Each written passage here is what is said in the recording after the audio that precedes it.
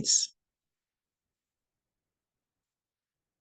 so you have 10 minutes for the presentation. You can go ahead.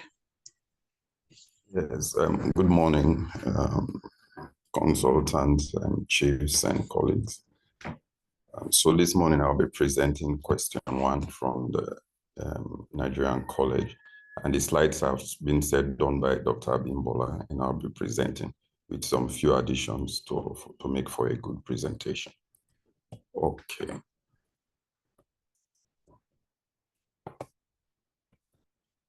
Yes, so the question reads, you are the unit consultants of the team on call.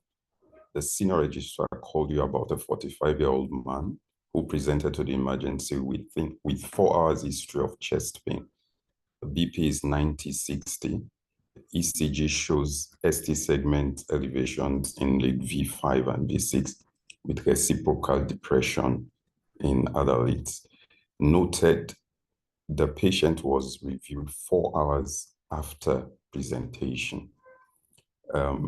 So the questions are, what things will you tell the senior registrar to do?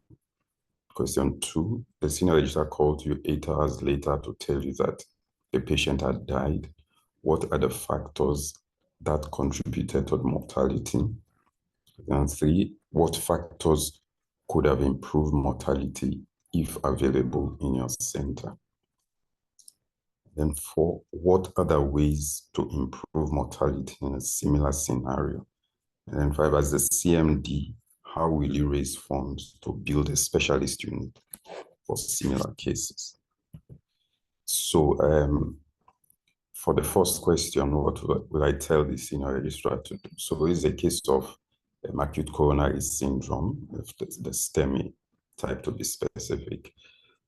So things I'll tell the registrar to do is to nurse the patient in a cardiac position and go through the ABC of resuscitation. So check that the airway is patent, the patient is breathing, and ensure that the circulation is adequate, because they told us the blood pressure is 90/60, so it should be hypotensive. We check the oxygen saturation. If it is less than 90, then we'll give oxygen via nasal prongs or face mask, and then connect the patient to a cardiac monitor, and then take samples for troponin, specifically high sensitive troponin. I've faded the test for CKMB because current guidelines recommend high sensitivity troponins. Okay, and then we'll give aspirin 150 milligram to 300 milligram, ask the patient to chew to ensure quick action of the aspirin. I also give clopidogrel, that's dual antiplatelet therapy. Because this patient's blood pressure is 90/60, is hypotensive, I won't give nitroglycerin. So hypotension, among other reasons, I think why you cannot give nitroglycerin. Also, if the patient has a right ventricular infarction, if the patient is bradycardic, if they've taken phosphodiesterase 5 inhibitor within the last 24 to 48 hours, also those are contraindication. So if the patient is having persistent pain and agitated, then I'll give morphine to control the pain and also calm the patient down to prevent further ischemia. Ask the registrar to start anticoagulation, either using unfractionated heparin or low molecular weight heparin. But also ask him to give high-dose statin, so either high-dose, high-potent statin, so either atorvastatin or rosuvastatin in those doses. And then I'll ask the registrar to get an echocardiography, but to ensure that this does not interfere with reperfusion strategy. Okay, they've already given us an ECG that has been done earlier. So 1 hour after that ECG, I'll ask them to repeat another ECG. So in terms of the reperfusion, it will depend on the facilities that are available. So if the facility is capable of PCI, or PCI can be reached within 60 to, and PCI capable facility can be reached within 60 to 90 minutes, then I'll ask for the patient to be referred for primary PCI. If that facility is not available and cannot at the center and cannot be reached within 60 or 90 minutes, then I'll proceed to admit the patient to ICU. I'll ask them to proceed to admit the patient to ICU for thrombolysis. So quickly go through a checklist for contraindication to thrombolysis.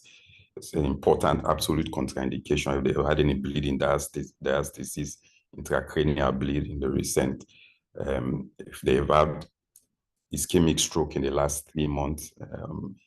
So all of those have to be excluded because thrombolysis is associated with bleeding. So we either use the tissue plasmin activator or tenexaplase. If those that are not available, you can still go to use streptokinase to thrombolyze the patient. So when we thrombolyze, must ensure that we monitor the patient closely, okay, and continuous ECG monitoring should continue, and we should hope to achieve more than 50% reduction in the ST elevation within 60 to 90 minutes. Okay. In actual fact, if you're not able to achieve that, then you can also opt for what is called a rescue PCI. Okay, so send the patient immediately to where PCI is available so that they can do PCI. Or also, you can do what is called a pharmacoinvasive strategy, wherein you administer the thrombolysis and still refer the patient to a PCI-capable center for PCI within 2 to 24 hours. And if all those facilities are not available, then you just continue management in the ICU and continue to monitor the patient. So IV beta blocker is also what can be given acutely in patients with MI. It's been shown of benefit, but in our patient is hypotensive. So we'd have to hold on to that until the blood pressure goes above 120. And then the patient has no sign of acute heart failure, then we can go ahead to use IV beta blocker. Also, the ACE and ARBs are also indicated, but also would be held at this moment because of the blood pressure of the patient. Okay, so the second question, the SR called you later to tell you that the patient had died. What are the factors that contributed? So the delays usually in accessing treatment, so delay on presentation, and then the delay in commencing care because the patient was reviewed 4 hours after presentation, lack of expertise for advanced cardiac life support because usually the patient was hypotensive and probably would have gone into shock and was not properly resuscitated, a lack of dedicated catheterization lab, okay, which we know primary PCI is the most effective form of acute management of STEMI. And then lack of skilled personnel for cardiac catheterization, and then also non-availability of fibrin-specific agent for thrombolysis. We know that the fibrin-specific agent have better outcome compared to streptokinase. And then lack of well-equipped ICU and skilled intensive care personnel also to manage the patient even after reperfusion to ensure that you have good outcome. And also financial constraints could be a hindering factor, probably not able to pay for fibrin-specific fibrinolysis. So all of these factors could have contributed to the patient's death. So what factors could be improved? Could have improved mortality if available in the center. So as we said, the facilities for cardiac catheterization and the expertise for PCI, if available, would have improved. And if the facility was able to achieve door-to-balloon time of 30 to 90 minutes, will ensure that associated with less mortality, also the availability of fibrin-specific thrombolysis results have improved the mortality. And then urgent administration of the fibrinolysis, at least within 30 minutes, could improve the mortality in this case. And then availability of trained and dedicated advanced life care support team. So in hospital that handle such patient, you need a trained and dedicated team for advanced life support. And also advanced hemodynamic support. So even if the patient develop complications, they're going to shock from myocardial infarction. If you have advanced hemodynamic support like intra-aortic balloon pump or even acid level ventricular assisted, one can all help. And then a well-equipped ICU. Also advanced imaging, including perfusion scan and gadolinium could also help. So what other ways to improve mortality in the setting. So setting up a well-organized ambulance and emergency service, okay, to remove the delay. Organization of a myocardial infarction treatment network. So what is called the hub and spoke model. So you have a center that can provide the advanced facility and other facilities around benefit from that with coordination. Then public education about heart attack and the importance of seeking care urgently, and then advocacy to ensure access to emergency care for ACS, and also social health insurance scheme to remove the cost limitation to accessing treatment. Then the last question is that the MD, how will you raise funds to build a specialist unit for similar cases?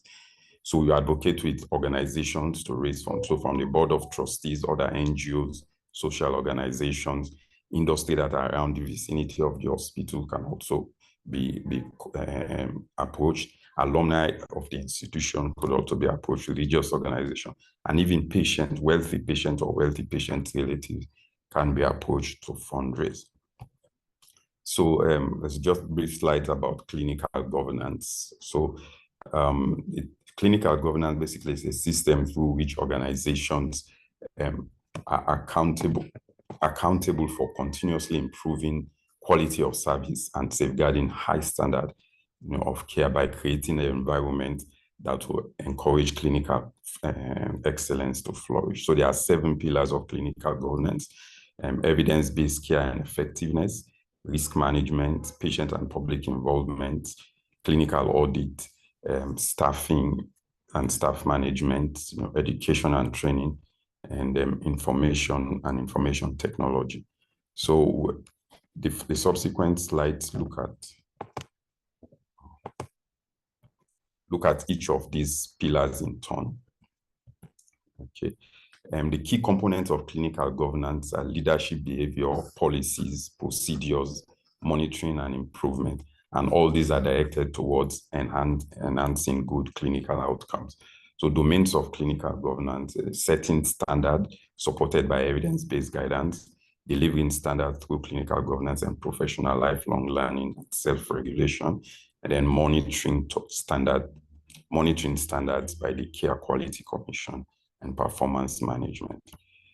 And then responsibility of us, the health regulatory agencies, so to monitor practice, where relevant, enforcing compliance with standard regulation, sharing information and intelligence in relation to patient safety, promoting a culture of continuous improvement and learning, and acting decisively to protect the public when patient risk or well-being emerges.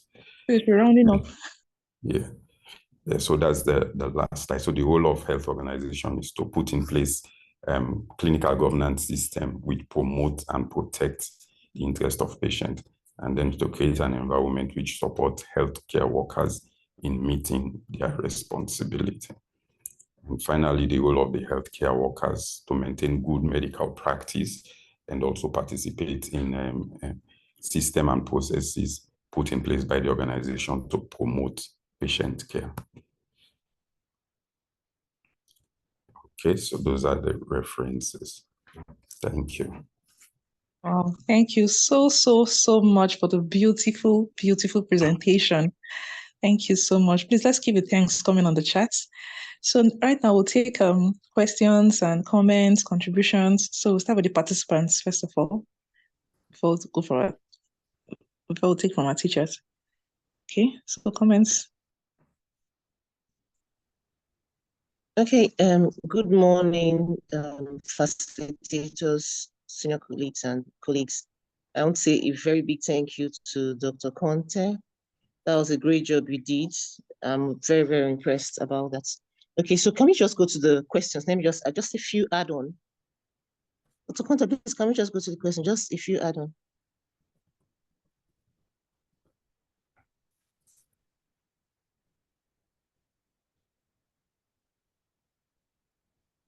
Okay, the question itself.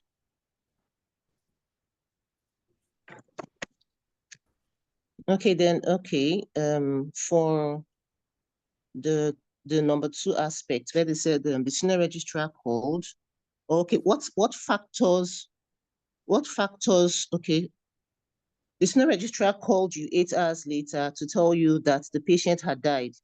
What are the factors that contributed to the mortality? Just an add-on to what you said. The patient factor. You know, the patient was already hemodynamically unstable. So the unstable hemodynamic state is also a contributory factor to the mortality to the patient. The patient was not hemodynamically stable. So that's like an add-on to what you actually presented. Then secondly, in the aspect of what other ways would you improve mortality in this same scenario? You know, if you look at the history, the patient actually came 4 hours from when he or she had the chest pain. So in the aspect of that, we can actually do a health talk, a health education to the general public on warning signs of acute coronary syndrome, so that whenever they present with such chest pain, you should come to the hospital immediately, because there was delay from the patient's angle and also delay from the hospital as well, like a general health talk to the public about awareness of coronary, acute coronary syndrome. Then secondly, in the hospital, another way we can also improve or reduce mortality as regards similar scenario, we can actually do a protocol for patients with chest pain, where when a patient comes into the hospital, a prompt ECG should be done for this patient within 5 to 10 minutes as soon as the patient comes into the hospital with chest pain. Then also, we should be able to distinguish, especially the casualty officers, should be able to distinguish between a probable chest pain and a probably cardiac chest pain and a cardiac chest pain. Then we know that a cardiac chest pain, in a scenario where we have a cardiac chest pain, such patient should be referred immediately to the cardiologist for them to take prompt treatment. So just an add-on to that, for the casualty officer to be able to differentiate between a probable cardiac chest pain and a cardiac chest pain and refer immediately to a cardiologist, because there was a delay from the patient and also from the casualty officer as well. So just to add on to that, thank you so much. That was a beautiful presentation. Thank you, Dr. Conte. Thank you so much for that brilliant contribution, Thank Dr. you very Florence. much. Our chief's hand is up. Okay, thank you so much, Dr. Florence. Beautiful contribution.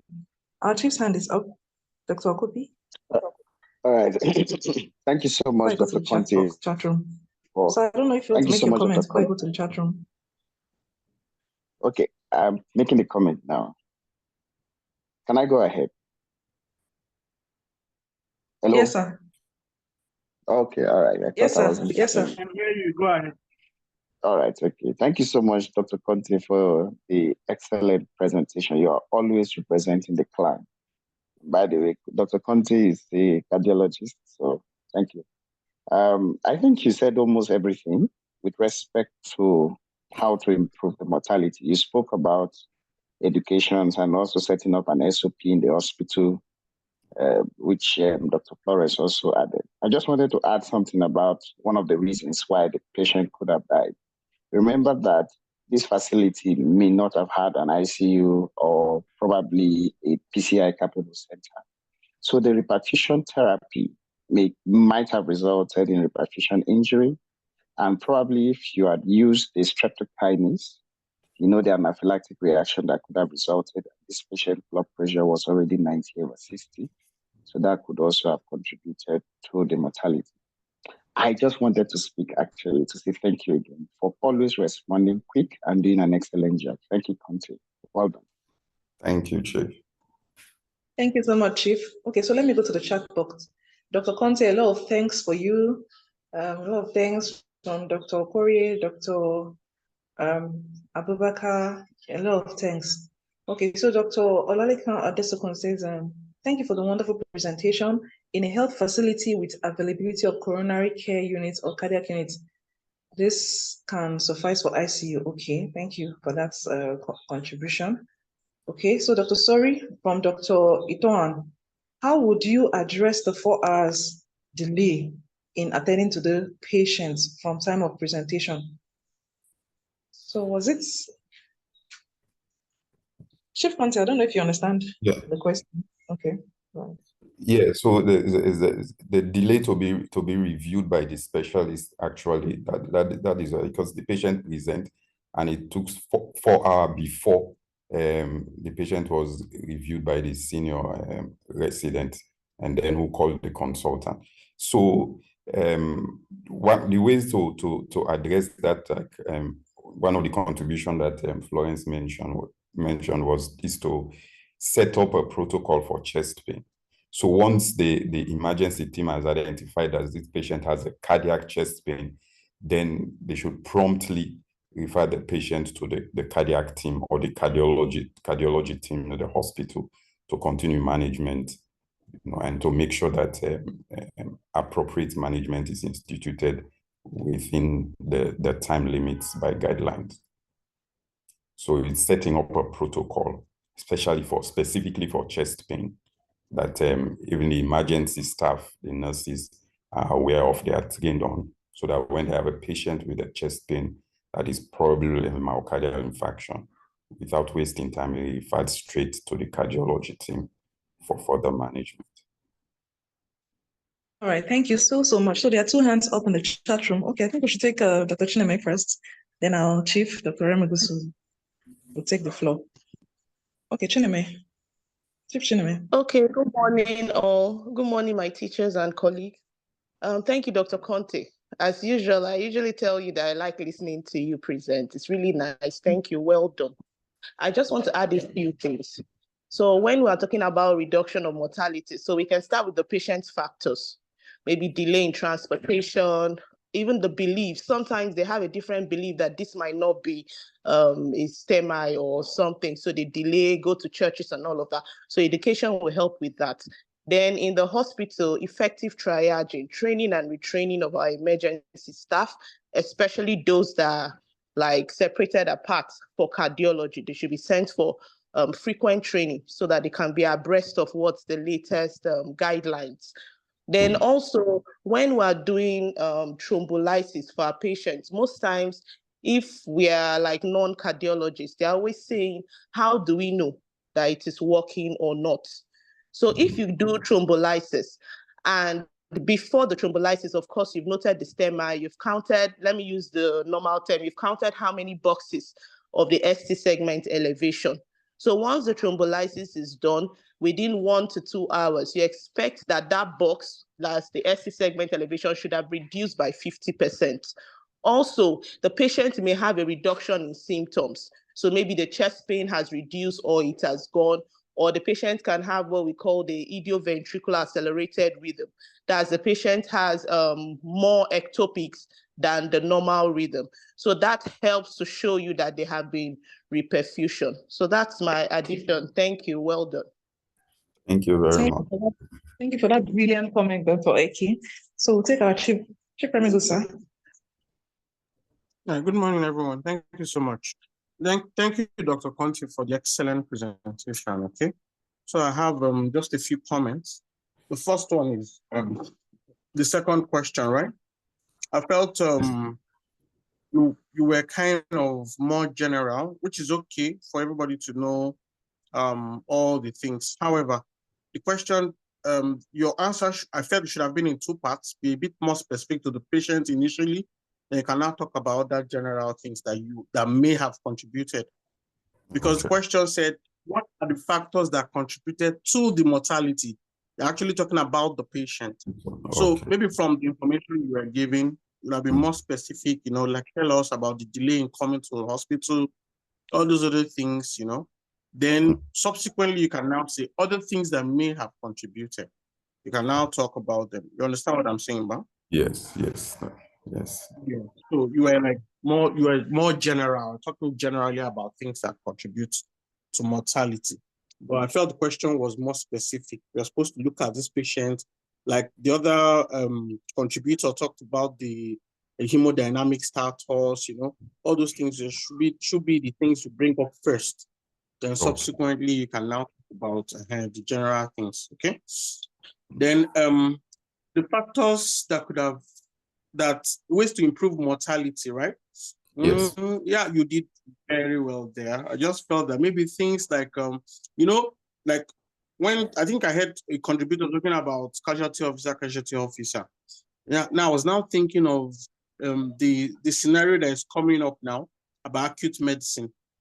So imagine one had a well-developed acute medicine department. You know, that would actually improve the prognosis of patients. You will have to agree with me, right? Yeah, definitely. So unlike the general practice that we have now, where the casualty officer just attends to patients, okay? Then another thing that I was thinking of is clinical audit. I thought maybe that's what you wanted to talk about when you went to clinical governance. Clinical audits can also improve, you know, subsequent or similar or scenario. For example, you have been noticing this mortality in your hospital when patients present with this chest pain. A clinical audit will help you to find out what are the loopholes, what are the things that are missing, so that it will also bring the management into play to help you to solve the situation. You understand? Yeah. Okay, so I felt clinical audit too may help here. Instead of just talking generally about clinical governance, clinical audit will be more specific to help you arrest this kind of scenario, or at least improve outcomes or improve your performance in that area. Then, yeah, the last question. Yeah, okay, I think you did very well there. But of course, the most important thing there is advocacy. Okay, advocacy. From this to raise funds. But by and large, it was a beautiful presentation. Thank you. Thank you so much, sir. Good morning, Dr. Remigo. Sorry, Dr. Florence. Sorry, I forgot. This is Dr. Shitu. What was the heading of this question? I believe it's a health management, national, right? What was the heading? Health management. Oh, the heading was health management. Because we were talking a lot about acute medicine here, and if it's a question on health management, then they're expecting more of administrative type of stuff than exactly, especially in that last question. Exactly, you know, and there were a lot of factors here. I don't know. I was in and out because I wasn't really, focused on the presentation, but I did hear the part that what would you tell your senior registrar? Is it that you're not there? Are you talking to him on phone? Because then again, you also have to consider what can you tell on phone and what can't you tell on phone and things like that. And then the part when the CMD is supposed to come in and, talk about, you're talking about ways of reducing such mortality in the future, having a better outcome. Like Dr. Remigos pointed out, clinical audit will be good, yes, but you should also consider maybe risk assessment. Is it a risk you want to continue to take if you don't have the facilities to deal with this type of problem and things like that? So I want us to look at this question not from the point of view of the cardiology side, but from the view of those generic competencies, okay, of which they were talking about health management here. So we're talking more of management from the administrative side of things and management from the acute cardiology side of things. That's just my contribution. Thank you. Yeah, and thank you very much. So concerning whether you want to continue taking the risk to manage the patient if the center is not equipped. So one of the other ways to improve the care is to do the network, acute coronary syndrome treatment network. Okay, so if you are not a facility that is capable, then you can become one of the facilities in the network of a capable facility to be referring patients to when you have patients with acute coronary syndrome. All right, thank you so much, sir. Thank you, Dr. Conte. Okay, Chief Christabel, I don't know, can we move to the next question or? We can move over to the next question. Dr. Kote did well. I think the only aspect he didn't really we have issues with. I think he looked at it like a West African fellow. If it was somebody with a national will have so that's just that. So those going for national, please, when you're looking at this question later, look at it more from the management aspect, the clinical audit risk assessment. Just as the other speakers have pointed out, and other speakers. Thank you everyone. Thank you, Dr. Conte. Thank you so much. It wasn't your question. We're not the one that prepared the slide. I think Dr. Lighton prepared the slide. What you did was just to help because of her health challenges. She had to come in to help her present. So for that, thank you. I guess most people thought that you prepared a slide.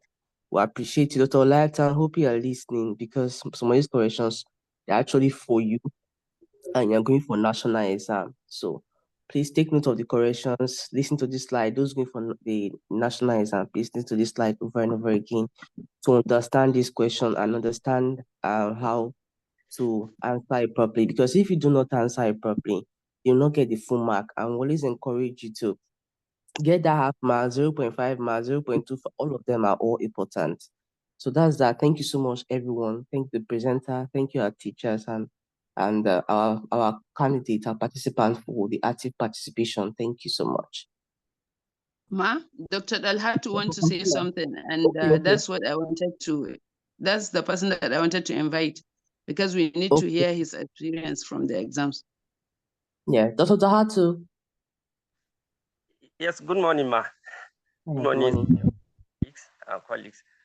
Sorry, the question, like Dr. Shitu mentioned, is healthcare resource management.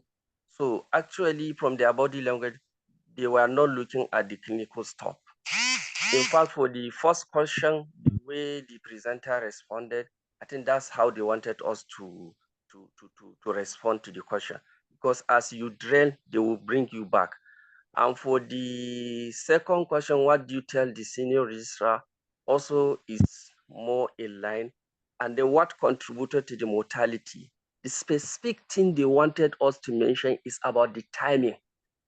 The time the patient presented and the time the senior registrar reviewed the patient. Because when I was responding, they took me back and say, go back and look at the time. When did the patient come? When did the senior registrar review the patient? So they were looking, the specific thing they wanted us at that point, it was actually the time when we reviewed the patient. The third question, we said a lot of things, most of the things the presenter mentioned, but one specific thing they wanted us to say, it was SOP guidelines that should be there on the wall, tested in the accident and emergency. Then for the last question, we said a lot of things, just like the presenter mentioned, but the specific thing they wanted us to mention is public-private partnership, because for me, I had a lot of time, so they kept on dragging me until when I mentioned public partner partnership, then they said, okay. So those are the experiences in this station. Thank you very much. Thank you, Dr. Dalhatu. I appreciate your contribution and sharing your experiences. That's the beauty of this class. We hear from people that were there live and direct. Thank you so much for sharing your experience. I think that's that. Thank you so much, Dr. Fatima. Someone's hand is still up, Dr. Christopher Chinemeke.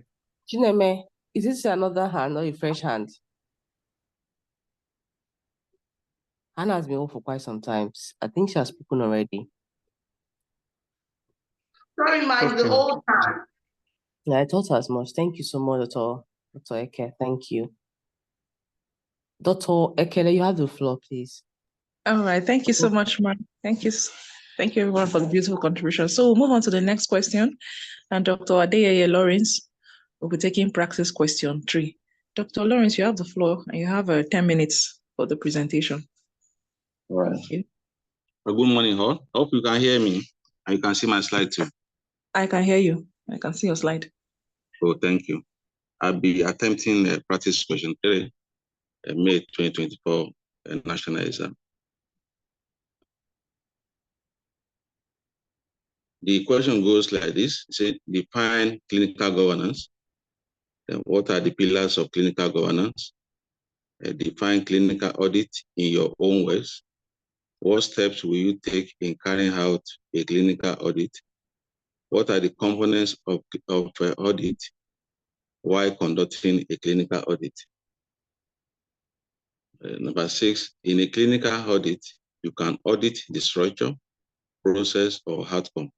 Mention the process you will audit in COPD in the medical outpatient clinic.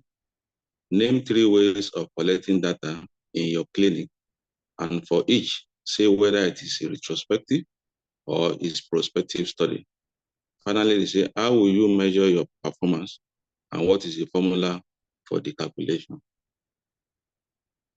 The first one is define clinical governance. The last presenter has done part of my job, but from definition, it is the system or framework through which healthcare organizations are accountable for continuously improving the quality of their services and safeguarding the high standard of care. If you could see, I highlighted 3 key things there. Accountability, it must be continuously, it must be continuous, and there must be high standard of care. Next one is, what are the pillars of the clinical governance? There are 7 pillars of clinical governance.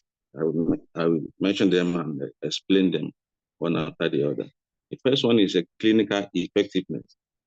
This is if a patient comes to the hospital, the patient has to be treated based on the evidence.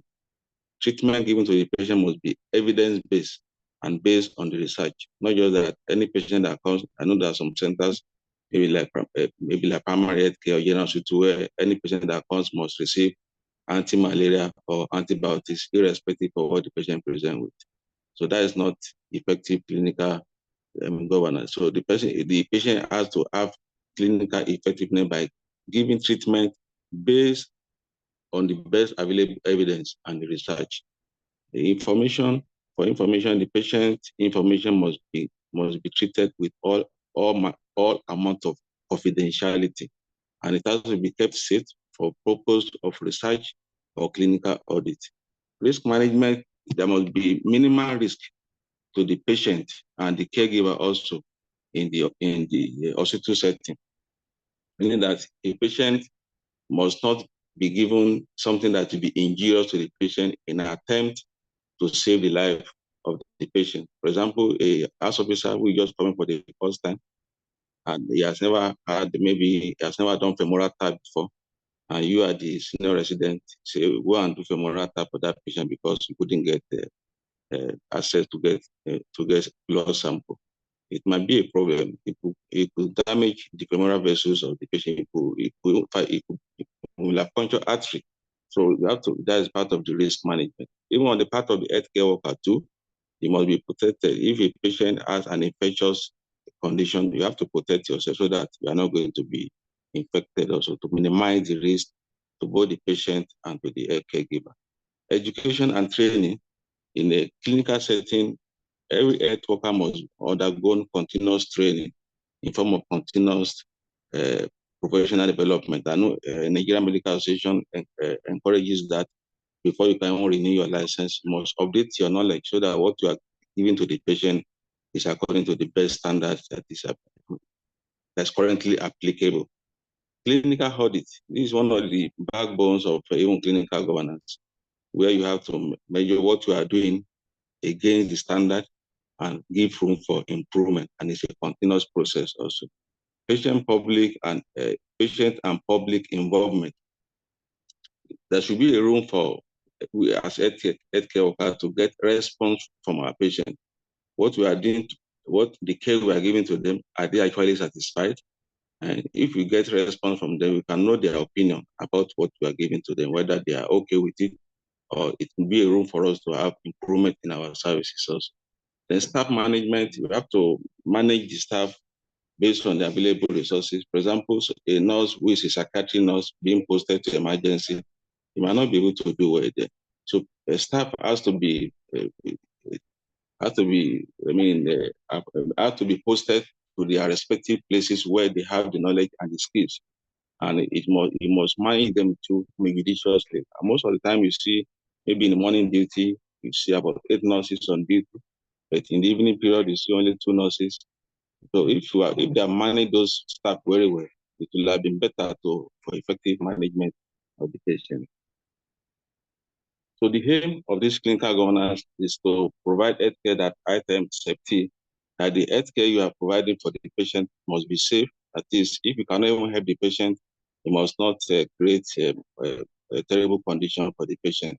And it must be effective. Effective in the sense that not how many patients you have seen that matters most, is how effective is the treatment you are giving to those patients. Are you treating the patient based just anyhow or based on evidence-based? It has to be evidence-based so that you manage the patient effectively. And it must be patient-centered also. But each patient has their own peculiarity. So you have to be, as a care worker, must be listening. For some patient might be very terrible, tell you a lot of stories, but you have to prioritize the patient based on the individual basis and show empathy to them also. And it must be timely. Timely meaning that, for example, the patient that I just presented, my last speaker, the patient presented, it was only be seen 4 hours after I was presented into the hospital. So it must be timely. You must make sure that any patient that comes, you see the patient within a short period of time. And it must be efficient also. The treatment for the patient must be efficient because you have to avoid wasting of resources. Posting a lot of healthcare worker in the morning duty and retaining few in the evening is wasting of resources at that morning period. You can actually spread them so that they can have efficient services. And it must be equitable, irrespective of the patient's social status, irrespective of the ethnicity or religion. The patient must be attended to equally. And most of us, we don't follow this on to the letter. If we see someone that is a VIP, tend to be given more priority than other patients, which is not supposed to be so. So they say define clinical audit in your own words. To me, is the measurement of effectiveness of existing healthcare against the gold standard healthcare in order to improve the quality of care. And it helps to identify if there's any shortcoming and to develop method to improve outcome. Meaning that what you are doing currently in your practice, you want to measure it against what is expected of you as a standard, so that if you know if you are doing the right thing. So if there is a lapses, maybe a shortcoming, you want to improve it, and it's something that it can be repeated over and over again, just to improve the clinic, to improve our practice. So question number 4, what step will you take in carrying out clinical audit?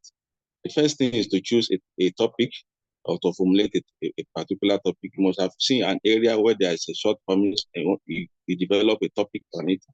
After you have developed the topic, you want to you raise a team by engaging the relevant stakeholders for the team. Like the last presenter talked about this case, you have to involve the cardiologist in that kind of a patient if you want to do audit on it. Cardiologists, the ICU, the nurses, all people that are involved in the management of the patient. And you must have aims and objectives. And those aims and objectives must be smart. I think it must be specific, measurable, and must be time-bound. And you must have a standard. What is the standard way of managing this patient? Just like that's case of acute coronary syndrome. You must have a SOP, the standard way. So is there anything we are doing that is not according to that standard? That you must have ethical consideration, not necessarily getting approval from the ethical committee, but all the things you are going to do must be based, you must consider ethics. That is, justice must be seen that is being done for the patient, must be autonomy, it must be beneficence and non-maleficence to the patient. And you have to select your audit sample size, you plan and carry out the data collection, and you must analyze the data, present the findings. And when you have presented the findings, you have the changes that must have, the loopholes that you must have noticed during your findings, you have to implement it in conjunction with the management of the hospital. So these are the components. So also, what are the components of audit and why conducting a clinical audit? The first thing is to identify the problem. What is the problem for us to undergo the audit? And you have to define the standard. What is the standard practice that is being done in this subspecialty that we are not doing?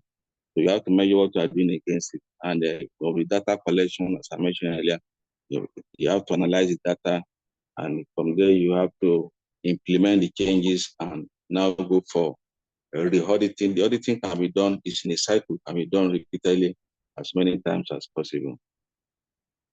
So mention the process you will want to audit in COPD, in the patient that's attending medical patient department, the process. So I would like to audit, maybe a patient are coming with frequent exacerbation of the COPD. I would like to audit the inhaler technique and the compliance to the use of inhaler. Are they actually using, do they have the technique of using the inhaler?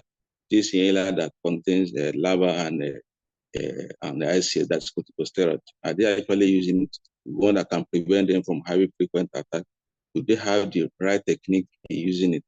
I can audit that to know whether they are not even using the inhaler in the right way, or whether they are not even using it as I prescribe it. So the name 3 ways of collecting data in your clinic. First, I can collect data by going through the previous medical records. There is medical record that's available. That is retrospective study. Other ways of doing it is to design a question. I'm almost done. Is to design a questionnaire for the patient. As the patient comes, you give them a questionnaire, they fill it. That is prospective. Other ways is by conducting interview, which can be recorded, and later you go and assess and process the information. That is called a prospective study also. So finally, how will you measure your performance and the formula for it? I think they are talking about individual performance here, and it's measured using they have to be based, it's a product of capacity and commitment. So performance is capacity, a product of both capacity and that's individual performance. But it has to be organizational performance, has to be evaluated based on effectiveness and efficiency. So thank you. That is the end of the presentation. Wow, thank you so much. Thank you so much, Dr. Lawrence, for the beautiful presentation. Okay, please let's keep the thanks coming on the chat. So now we'll take comments and questions, first from the participants, and then we'll move on to our teachers.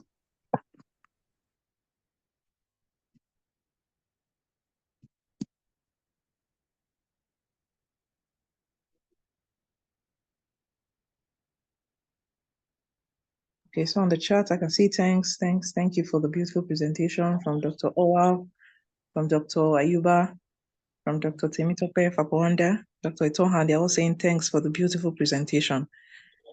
From our chief, Dr. Kupi, everyone saying thanks for the beautiful presentation. Okay.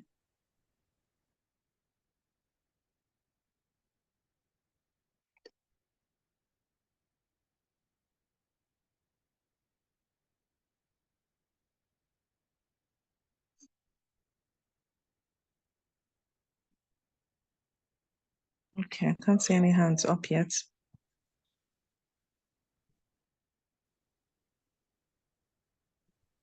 No hands up. That's surprising. A lot of thanks on the chat. It was a beautiful presentation. Dr. Lighton, Dr. Sori, everyone saying thank you. Beautiful presentation.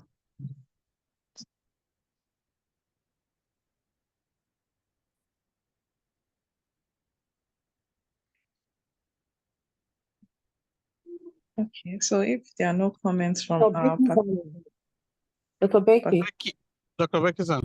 Okay, Dr. Becky, please go ahead.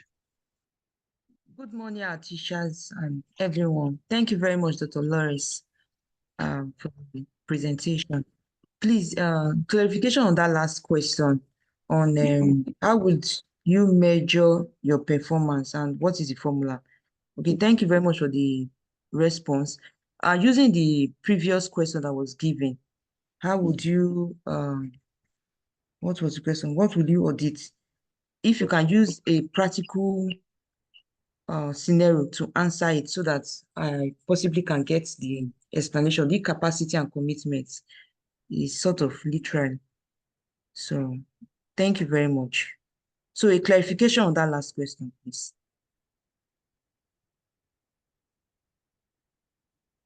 Thank you. I want to clarify this last one about how will you measure your performance and the formula for the performance.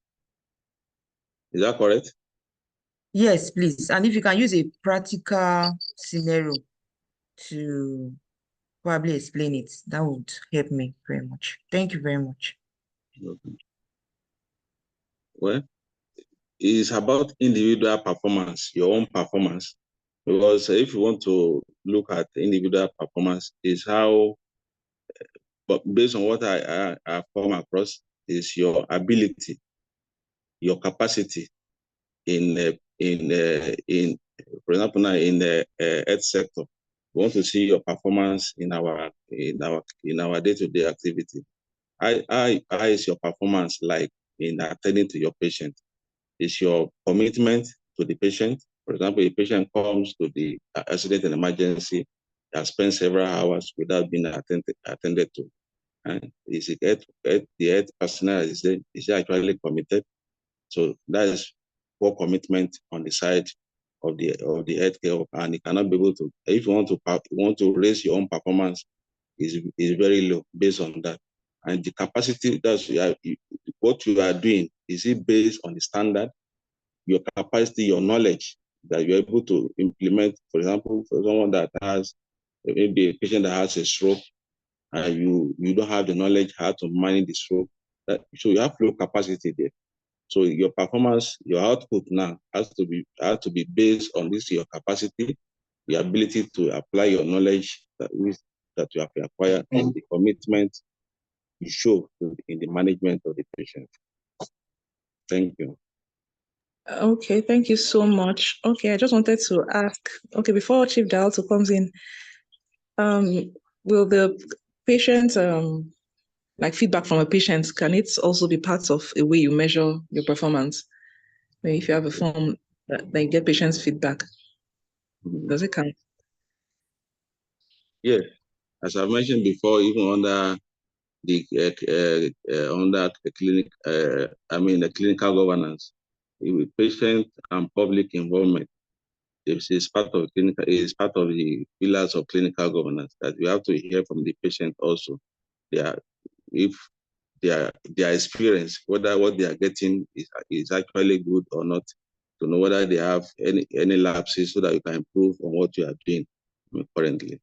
It could be part of it. Thank you. Well, thank you so much. Okay, Chief Dalto, please go ahead, sir. Okay, thank you very much. Thank you, Dr. Ade, for the presentation. So what they wanted from us in this question, how will you measure your performance, is by comparing at the end of the clinical audit, by comparing your findings with the set standard. That's the answer.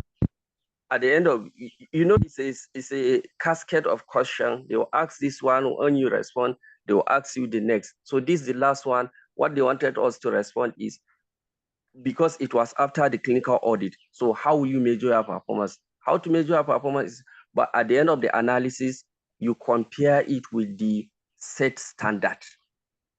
Then what formula? The formula is at the end of the analysis, those things that you are correct over the total number of standards, our total number of the set standard times 100. That's the formula. Thank you. Oh, thank you so much, sir. Okay, then Dr. Usman is asking on the chat, can we say an audit and a quality improvement project can be used to measure performance in this case? I didn't get the question, please. Okay, let me take it again. From Dr. Usman, she says, can we say an audit and a quality improvement project can be used to measure performance in this case? Yes, I agree, can be used. Okay, all right. So thank you so much, everyone. I can't see any other hands up, so I'll hand over to, okay, Dr. Becky. Sorry, thank you, Chief. So to clarify practically, so using the previous question, which he answered that he was going to assess inhaler technique and if it was being used at all. So if I to measure that performance after doing the auditing, so it should be number of persons that maybe he had a total number of persons from COPD clinic of hundreds, and people that used it correctly and even use it at all, the appropriate one, were 50. So it will be 50 over 100 times. 50 over the total, that's 100 times 100. Would that be correct? Sorry, I didn't get the So the formula you gave, that is the total number of persons, is the total number of what you measured over the standard. Okay, times 100. I actually want it in a practical term so that it can be more I don't know, better visualized and understood. Okay, I understand. The issue is, let's say the set standard in the for inhaler is the patient breathes in and out before using the inhaler. That's one. Maybe that's a standard. Two, he shakes the inhaler. Three, he wraps the inhaler on his mouth. He wraps it at the nose. And then expressing it is called inside inspiration. That's a standard. Then the number of people supposed to get correct, or let's say 3 out of 4 this standard in a clinic, the acceptable, I'm just using a hypothetical, acceptable number of patients per clinic, let's say is up to 80. So now, when I'm auditing my inhaler technique in my clinic, so the number of people, assuming, or the number of people that are getting this standard are 7, up to 100%. And in the next standard is 80. Then how will I compare it? There I will say the number of patients in my clinic that are getting up to standard. That's the how to compare it. And then how to get how the formula is the number of people achieving, like you mentioned. Let's say in my clinic is 100 people that are getting it, and it's supposed to be 150 patients that are getting it right. Then the formula will be 100 over 150 times 100. So they don't want any value, it's just to explain. I hope it's clear. Yes, sir. Thank you very much. Oh, thank you so much, sir. Okay, I'll hand over to Soma. Dr. Christopher, Ma. I don't know the exact comments from it. Thank you so much. Thank you, Dr. Adeye here, and yeah, sorry, Dr. Christabel, sorry, before we round up, I was gonna ask, what were we auditing, by the way? We're not were we rounding up yet, auditing structure, process, or outcome? Because I was lost in the discussion. Chief, the person that presented the clinical audit is not yet familiar with the processes of because this one we're looking at inhaler technique and all of that, it means that we are actually auditing outcome. He was even supposed to mention the components of clinical audits, he didn't get them, even the processes. Okay? The components are that of structure, process, and outcome. Do you understand? Okay, so the components are those things that you are going to audit, which is either you audit the structure, or audit the process, or you audit the outcome. Those are the components they are looking for. Why this one that you put here are more of the process, or the what do you call it again? That first question you answered. Yes. The steps. Steps. Okay. So the steps, it's as if you didn't go through there's this national guideline on OSPAC that was sent to the platform. You have to go through it so that you get this clinical audit. Okay, so yeah, so I think we really need to go through this clinical audit with them so that you get a better picture of what it is. And then that formula at the end, the measuring performance. Throughout the matter is one of the steps. You measure your performance, but you measure it against a standard, right? Exactly. So what you're measuring is the percentage of everything in that standard that you've been able to achieve in your center prior to the process of improving what you're doing. So you want to know what percentage of it. So for instance, if you look at the standard and it says, and you're doing your auditing structure, for instance, and it says you should have certain number of doctors, certain number of certain equipment, and all of that. If you add up all those things, and then you look at your own, right, and you give them figures, what percentage of yours is the standard? Do you understand? So you may end up with maybe 50%, 60%, and then you can now use that as a benchmark to now say, okay, since I'm only at 50%, I want to get up to 100%. And then you use that to improve your services. And then when you reassess, you can now see whether you've met up with 100% and all of that. I don't think we need to go through over the audit thing with everyone again, so everybody gets it. All right, over to you, Dr. Christabel. Oh, thank you, sir. Oh, thank you, the presenter and our facilitators. Thank you, Dr. Dahatu, Dr. Sanda, Dr. Jennifer. Dr. Christabel. Yes, sir. Yes, so I just wanted to point out to him that, like, that place where they mentioned what do you want to audit. He ought to have said whether it is the structure or the process or the outcome that he wanted to audit. For example, most people, we normally prefer to audit the process a lot of times, or sometimes structure. Okay, so like that inhaler technique was talking about, it could have been put under process, but remember, it is not the patient you are auditing, it is the hospital. So you cannot be auditing the patient's inhaler technique. It's the hospital that you are auditing, either the structures in the facility or the process or the outcomes. Okay, so if it's a process, you want to talk about how the staff carry out their function. Okay, like in the MOPD, do we have trained nurses that actually teach these people inhaler technique? How many of the nurses do we have? You know, just although how many nurses might fall under structure, but you know how the clinic is being run, the setup. You have nurses that know how to train patients either on inhaler technique and other things. Okay, so those are the processes that you're going to audit, and then you now look at the standards in other places. You now compare with standards in the normal COPD clinic. What are the things that are put in place as process to be able to achieve what they have achieved? Okay, so you now compare it with that standard and see if you have met up or if you are still, if you are falling short. So you can decide to target that you want to get like 75% of that standard.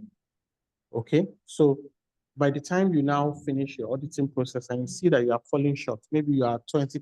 So you can now target that, okay, let's see if we can get up to this. By that time, you involve everybody, the management, and then you now carry out the short, you now try to do those things that you fell short in and see subsequently the result. Then you now re-audit to see whether these things have improved or not. Okay, so it is not the patient that you are auditing, it is the facility. Okay, so that's just for, although I know Chief Shitu said maybe subsequently another time, because time is gone, we'll actually take them through the process of recount, because a lot of times it comes out. Thank you. Oh, thank you, Dr. Remingos. Thank you so much. So, Dr. Adeyeye Lawrence, I believe you've heard all our speakers. Please, before you release this slide, we have all the materials. You've been with us for some time, so all the materials you will need. Please quickly correct the mistakes you made so that there will be no confusion when people are going to your slide. Correct it before you upload it on the WhatsApp. Please kindly do that as soon. Kindly do that as soon as possible so that those going for the exam will have access to the slide. Then I want to really, once again, I want to